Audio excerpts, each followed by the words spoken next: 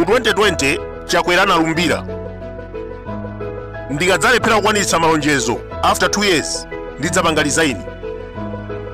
Lero zaka 4 chilichonse m'dziko muno chasokonekera, koma kutuza kuti mpaka 2030.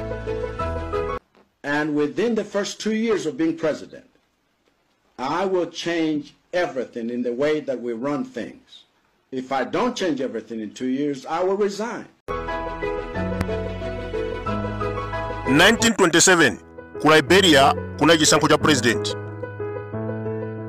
Olembetsa nkaundula anali 15,000, koma ovota pa chisankho 230,000. Mtsogoleri wa dzikolo Charles de King anawina ndi 95%, koma notsutsa anakana kuvomereza. Maiko ambiri analowererapo ndi kupanga kafukufuku.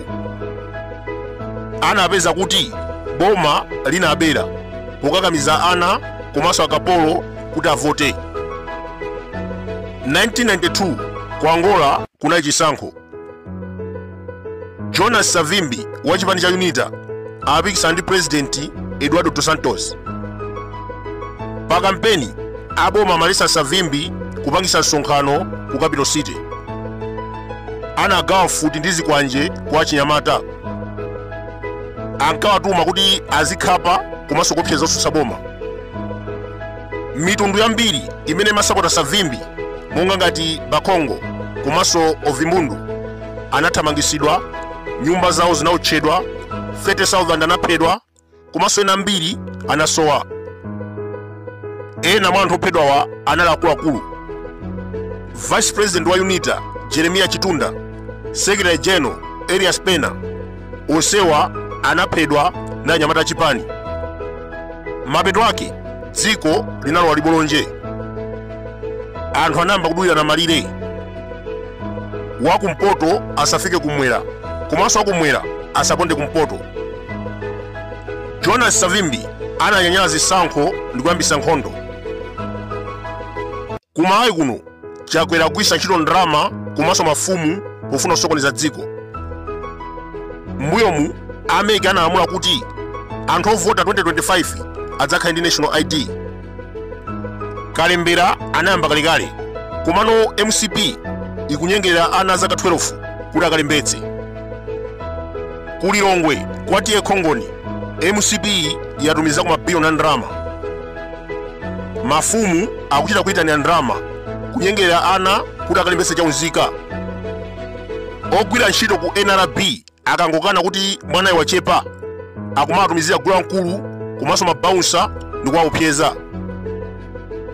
Mwachidule MCP ikulembetsa ana ku Central Region, mbali nayi akuletsa anthu ena kulembetsa chaunzika.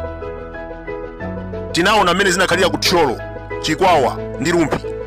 Anapititsa matchimo ochepa komanso onongeka. Cholinga chawo akufuna anthu akumeneko azigwa ulesi kuti 2025 asadzavote. Ku Lilongwe apititsako matchimo ambiri kuyerekeza ndi Blantyre. Akatero Achakwera kupereka ndalama kwa mafumu nkumanyengerera ana kuti akalembetse. Ndikuna pano zikuchitika kwa Tiye Khongoni ndi madera ozungulira. Mkulu wa Malawi Electoral Commission Chifundo Kachali, Inspector General Mai Loram, mkulu wa nkhondo komanso Chief Justice ali m'dziko momuno akuona zonsezi, koma palibe chimene akuchita. Akuluakulu m'dziko mukasowa chilungamo, zotsatira zake ndi nkhondo. Achifundo Kachali akuyenera kudziwa kunena kuti MCP ikulembetsa ana chaunzika ngati njira imodzi yobera chisankho. Kodi iwowa ngati chairman wa MEC ayika njira zotani pofuna kuonetsetsa kuti ana amenewa asadzavote 2025? Chifukwa chimene timadziwa ife, munthu woyenera kuvota kumalawi kuno amayambira zaka 18 kupita kutsogolo. Mwana wa zaka 12 sakudziwa mtengo wa fertilizer ndi sugar. Musawapanga abuse kuti akavotera anthu openga.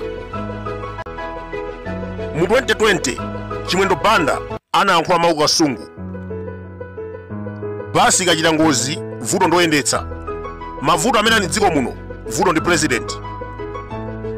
Lero 2024 wasintha mawanga. akutiuza kuti kusintha mtsogoleri sikuthandiza, akuti tigwirane manja ndi kuthesa mavuto. Utsogoleri ndio ufunika.